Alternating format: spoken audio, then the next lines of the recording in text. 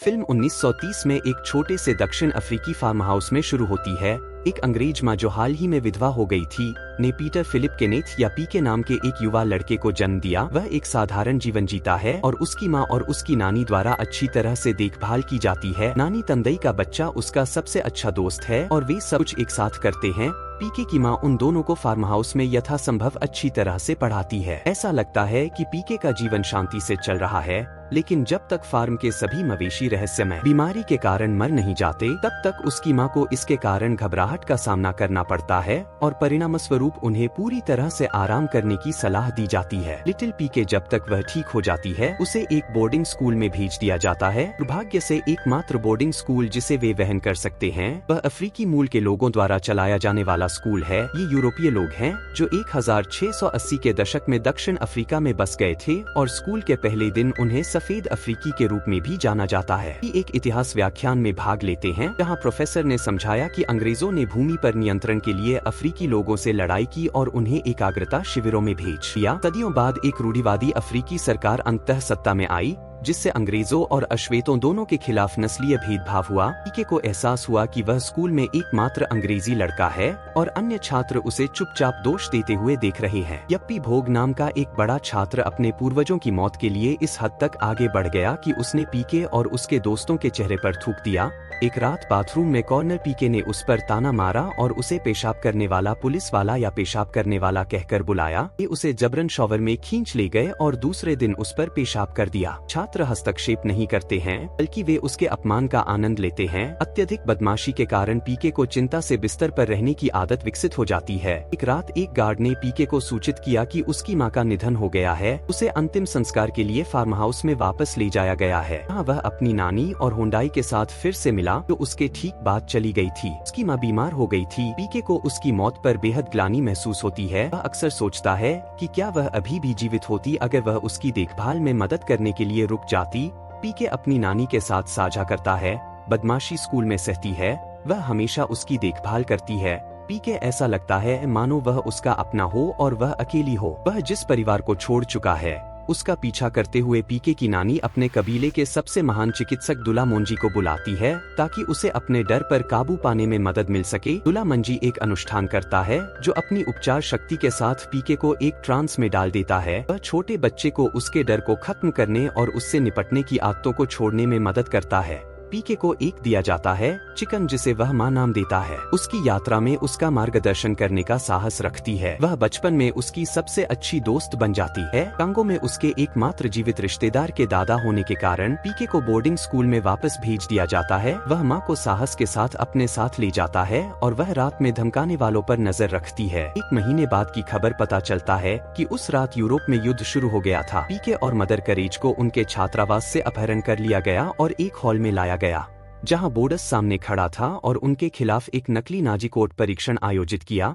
उसने हिटलर के प्रति अपने जुनून को प्रकट किया और अंग्रेजों की मौत के लिए पीके को जिम्मेदार ठहराने के प्रति अपनी नफरत व्यक्त की। युद्ध के दौरान हजारों अफ्रीकी निवासी बेचारे पीके डरे हुए खड़े थे क्योंकि बीएचए ने उसे और सभी अंग्रेजों को दंडित करने की कसम खाई थी, जिसके तुरंत बाद बीएचए ने अन्य छात्रों को मां को फांसी देने का आदेश दिया। पीके ने उनसे उसे चोट न पहुंचाने की विनती की, लेकिन उन्होंने उसे अनदेखा कर दिया। उन्होंने उसे छत से लटका दिया और बोदा ने उसे मार डाला। गुस्से में पीके ने गुलेल से एक चट्टान बीएचए पर फेंकी और उसे पीछे की ओर एक छोटे से झंडे के खंभे पर गिरा दिया तो उसके नितंबों में छेद कर गया। अन्य छात्र हंसे क्योंकि बोधा अपमानित महसूस करते हुए दर्द से कराह रहा था।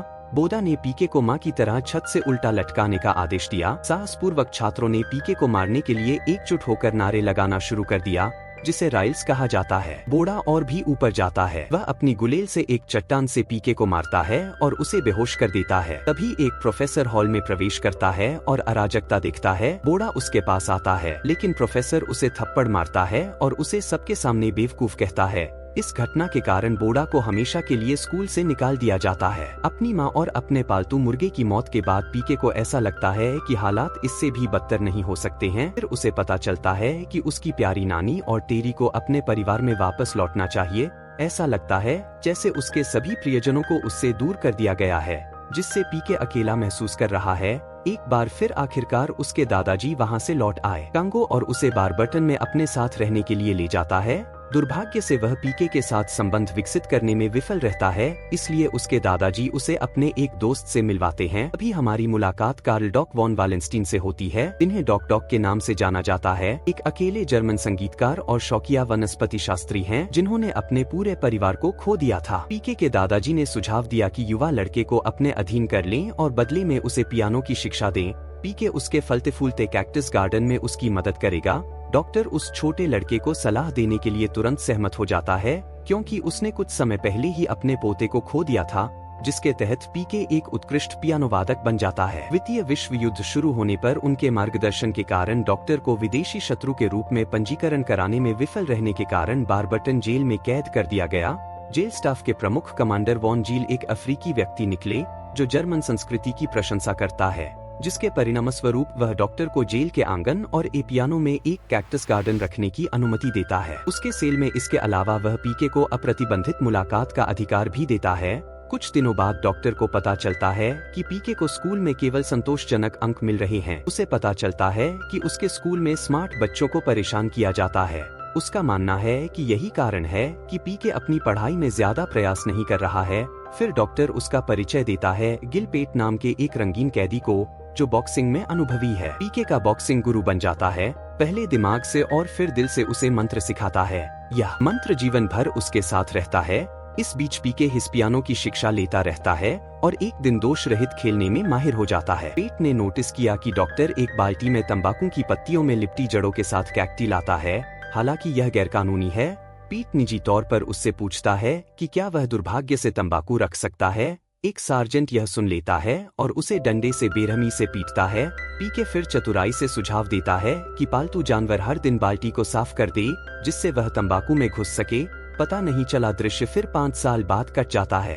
पी जेल में पालतू जानवरों के साथ लगन से प्रशिक्षण लेना जारी रखता है। अंततः वह 12 साल की उम्र में इंटर जेल बॉक्सिंग चैंपियनशिप जीतता है। इस बीच डॉक्टर का कैक्टस गार्डन फलता फूलता है, क्योंकि वह पीके द्वारा बारबर्टन में अपने घर से लाए गए कैक्टी को रोकता और उर्वरित करता है। वे पालतू जानवरों और अन्य कैदियों को तंबाकू की आपूर्ति भी जारी रखते हैं। गुप्त रूप से पीके हमेशा दयालु बन जाता है। कैदियों के लिए अनौपचारिक पत्र लेखक कई कैदी पीके को बारिश बनाने वाला कहने लगते हैं। इसका कारण यह है कि वह शांति लाता है और अपने गोत्र की परवाह किए बिना सभी के साथ दया का व्यवहार करता है। पीके को धीरे धीरे काले कैदियों द्वारा सामना की जाने वाली भयावहता के बारे में पता चलता है। अफ्रीकी कॉर्नर गार्ड उन्हें भयानक परिस्थितियों में और अक्सर हिरासत में लेते हैं। एक दिन डॉक्टर ने पीट को अपने और अन्य कैदियों के लिए तंबाकू की एक बाल्टी दी। हालांकि सार्जेंट बोरमैन ने दूर से पीट को देखा और उसे गार्ड के पास बुलाया। फिर उसके जूतों पर खाद गिराकर उसे अपमानित किया और अन्य कैदियों को दोषी ठहराने का अवसर मिलने के बावजूद पीट को इसे खाने के लिए मजबूर किया। पीट ने घुटने टेक दिए और खा लिया खाद, जबकि अन्य कैदी दया में देखते हैं। पीके उस पालतू जानवर को देखकर बहुत आहत होता है, जिसे वह प्यार करता है और उसका सम्मान करता है। गार्ड के जाने के बाद डॉक्टर और पीके पालतू जानवर की मदद करने के लिए दौड़ते हैं और अन्य कैदी उसके साहस का सम्मान करने के लिए गाते हैं। यह खबर सामने आती है कि युद्ध जल्द ही समाप्त हो जाएगा। डक खुशी से इस खबर को साझा करता है। पेट और पीके ने उल्लेख किया कि वह अंततः जर्मनी लौटने में सक्षम होंगे। हालांकि पीके को दुख है कि वह डॉक्टर को फिर कभी नहीं देख पाएंगे। कमांडर ने डॉक्टर से जेल आयुक्त की वार्षिक यात्रा का जश्न मनाने के लिए एक संगीत कार्यक्रम आयोजित करने के लिए कहा। हालांकि शुरुआत में झिझकते हुए डॉक्टर पेट के तीनों के अनुरोध पर सहमत हो गए। उनमें से योजना और डॉक के साथ पियानो बजाने के लिए संगीत कार्यक्रम, पीके को गीत लिखने का काम सौंपा गया है और कैदियों की 3 जनजातियों को उनकी संबंधित भाषाओं में गाने के लिए एक साथ लाया गया है। पकड़ यह है कि गीत रंगीन कैदियों की भावनाओं को व्यक्त करते हैं। गीत सूक्ष्मता से उन भाषाओं में अफ्रीकी कॉर्नर गार्डों का अपमान करता है और उन पर हमला करता है जो वे नहीं करते हैं। कॉन्सर्ट की रात पीके, डॉक्टर और कैदी अपने प्रदर्शन की तैयारी कर रहे थे। पीके ने पेट की अनुपस्थिति को नोटिस किया, लेकिन डॉक्टर ने उसे आश्वासन दिया कि पीट जल्द ही आ जाएगा।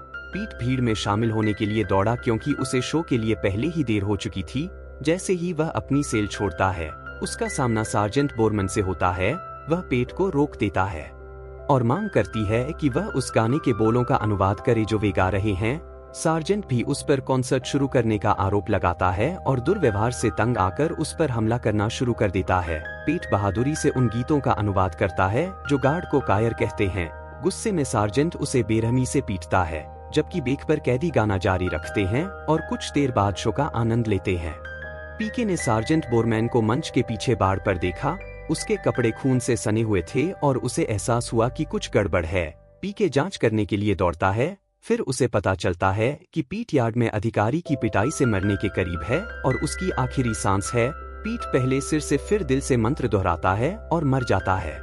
युद्ध के अंत में पीके के हथियार अंततः डॉक्टर जर्मनी लौट आए।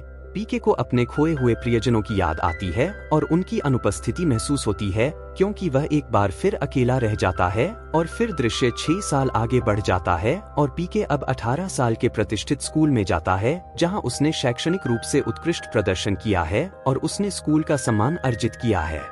हेडमास्टर और उसकी पढ़ाई के लिए एक छात्रवृत्ति उसका सबसे करीबी साथी मोरी है, उसका प्रबंधक जो उसके लिए मुक्केबाजी मैचों की व्यवस्था करता है। पीके को एक मुक्केबाजी चैंपियनशिप में प्रतिस्पर्धा करने के लिए जाना जाता है, जहां वह दर्शकों में एक अफ्रीकी लड़की को उसके लिए जयकार करते हुए देखता है। वह मोरी को उसकी पहचान जानने के लिए कहता है। पीके पूरी भीड़ को प्रभावित करते हुए चैंपियनशिप जीतता है। बाद में पता चला कि वह लड़की मारिया मैरिस है, जो नेशनल पार्टी के एक प्रमुख अधिकारी की बेटी है, जो मोर की चेतावनियों के बावजूद एक बोर्डिंग स्कूल में रहती है। पीके एक रात मारिया से मिलने के लिए चुपके से निकलता है। वह उसे बताती है कि उसके पिता कभी भी उसकी डेटिंग को मंजूरी नहीं देंगे। एक अंग्रेजी लड़का निडर पीके उसके पिता से उसके लिए पूछने का संकल्प करता है। एक अन्य अवसर पर मैं स्वयं पीके को अपने कौशल को बढ़ाने के लिए मिस्टर ग्रीनवाल्ड नाम के एक बॉक्सिंग ट्रेनर से मिलने ले जाता हूँ। हालांकि शुरू में खारिज करने वाले मिस्टर ग्रीनवाल्ड ने जब पीके को रिंग में लड़ते हुए देखा तो उन्होंने अपना मन बदल लिया और अब वह उनकी ताकत और कौशल से प्रभावित हैं। पीके के प्रदर्शन में 8 पंच संयोजन शामिल हैं। ट्रेनर और उनके दोनों की ओर से प्रशंसा प्राप्त होती है। प्रतिद्वंद्वी श्री ग्रीनवाल्ड पीके को प्रशिक्षण देने के लिए शर्तों पर चर्चा करने के लिए सहमत हैं। इसके बाद पीके मारिया के पिता प्रोफेसर डैनियल मैरिस से मिलकर अपनी बेटी के साथ प्रेम विवाह करने की अनुमति मांगता है। हालांकि जनजातीय अधिकारों पर उनकी चर्चा तेजी से विचारों के टकराव में बदल जाती है, क्योंकि श्री मैरिस पीके के उदार विचारों को खारिज कर देते हैं और श्री ग्रीनवाल्ड के प्रस्ताव के बाद उन्हें अपनी बेटी से मिलने की अनुमति देने से इनकार कर देते हैं। ब्लैक बॉक्सर गिदोन ड्यूमा के खिलाफ लड़ाई पीके और मोरी ने मैच में नस्ल मिश्रण की वैधता के कारण इनकार कर दिया, क्योंकि वे पीके स्पॉट से बाहर निकल गए। मारिया उसके लिए इंतजार कर रही थी। अपने पिता की अस्वीकृति को जानते हुए उन्होंने गुप्त रूप से डेट करने का फैसला किया। बाद में जिस व्यक्ति ने लड़ाई का प्रस्ताव रखा वह खुद को पालतू पीके के साथ बारबटन जेल के पूर्व कैदी के रूप में प्रकट करता है। वह और ड्यूमा अपना परिचय देते हैं। इस बीच मिस्टर मैरिस कर्नल ब्राइटन और उनके सार्जेंट को पीके की जासूसी करने के लिए कहते हैं, जिसके बाद पीके मोरी मारिया और मिस्टर ग्रीनवाल्ड के साथ ड्यूमा के खिलाफ बॉक्सिंग मैच के लिए अलेक्जेंड्रिया जाते हैं। हालांकि पीके लड़ाई जीत जाते हैं और ड्यूमा दोस्त बन जाते हैं। पीके बाद में अलेक्जेंड्रिया में ड्यूमा का दौरा करते हैं, जहां वे शहर की खराब जीवन शैली पर चर्चा करते हैं। दक्षिण अफ्रीका में जनजातियों के बीच समानता के लिए स्थितियां और ड्यूमा की उम्मीदें। ड्यूमा ने काले लोगों के लिए एक अंग्रेजी स्कूल शुरू करने का प्रस्ताव रखा है, जिस पर पीके और मोरी प्रारंभिक झिझक के बाद सहमत हुए। उन्होंने स्कूल के हेडमास्टर से शनिवार की रात को कक्षाओं के लिए एक अध्ययन कक्ष का उपयोग करने की अनुमति प्राप्त की, जिसे अस्वीकार करने के बाद मारिया अपने पिता से बहस करती है।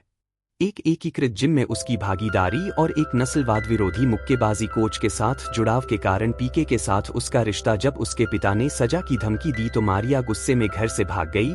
इस बीच अलेक्जेंड्रिया के लोग स्कूल में अपनी अंग्रेजी कक्षाओं के लिए पहुंचे, जहां मारिया ने अप्रत्याशित रूप से पीके के लिए अपना समर्थन दिखाया। दुर्भाग्य से उन्होंने उन्हें फिर से सूचित किया। इसके अगले ही दिन पुलिस अधिकारियों ने उन्हें शनिवार की रात की कक्षा बंद करने का आदेश दिया, जिसके बाद यह पता चला कि या पीबी एक सार्जेंट बन गया है और वह वही है जो मारिया और पीके की जासूसी कर रहा है। वह अपने लोगों के साथ पीके के जिम में प्रवेश करता है और स्कूल हिंसा से निकाले जाने के लिए उसे दोषी ठहराना शुरू कर देता है। जब पुलिसकर्मी पीके और ड्यूमा और मिस्टर ग्रीनवाल्ड सहित हस्तक्षेप करने की कोशिश करने वाले किसी भी व्यक्ति को पीटना शुरू कर देते हैं, तो दूसरी ओर पीके और मारिया का रिश्ता उसके पिता की अस्वीकृति के बावजूद खिलता है। एक रात मोरी अपने चाचा के चर्च में अंग्रेजी कक्षाओं को पढ़ाने की व्यवस्था करती है। मारिया उन्हें छात्रों के लिए पेंसिल से आश्चर्यचकित करती है। कुछ ही क्षण बाद पुलिस चर्च पर छापा मारती है। उन पर इसकी पवित्रता का उल्लंघन करने और अराजकता में नस्लों को मिलाने का आरोप लगाते हुए पुलिस ने सभी को पीटना शुरू कर दिया और दुखद रूप से मारिया पर डंडे से वार किया गया और उसकी मौके पर ही मौत हो गई। उसकी अचानक मौत का पीके पर ऐसा प्रभाव पड़ा जैसा पहले कभी नहीं हुआ था और वह ऑक्सफोर्ड में अध्ययन करने के लिए अफ्रीका छोड़ने पर विचार करता है। हालांकि ड्यूमा उसे यह दिखाकर प्रोत्साहित करता है कि कितना अंग्रेजी सीखना अलेक्जेंड्रिया में लोगों की मदद कर रहा है। एक रात ब्रॉन और उसकी पुलिस, जिसमें यप्पी बोटा भी शामिल है, अलेक्जेंड्रा टाउनशिप में पहुंचती है। उनका उद्देश्य पीके की तलाश में एक पार्टी पर छापा मारना है। पुलिस बल के साथ प्रवेश करती है और लोगों पर अंधाधुंध गोलीबारी और पिटाई शुरू कर देती है। ठीक उसी समय जब बाई बॉक्सिंग प्रमोटर पीके को गोली मारने वाली होती है, पीके छिपने से बाहर निकलता है। फिर वह बहादुरी से बास से छापेमारी रोकने की मांग करता है।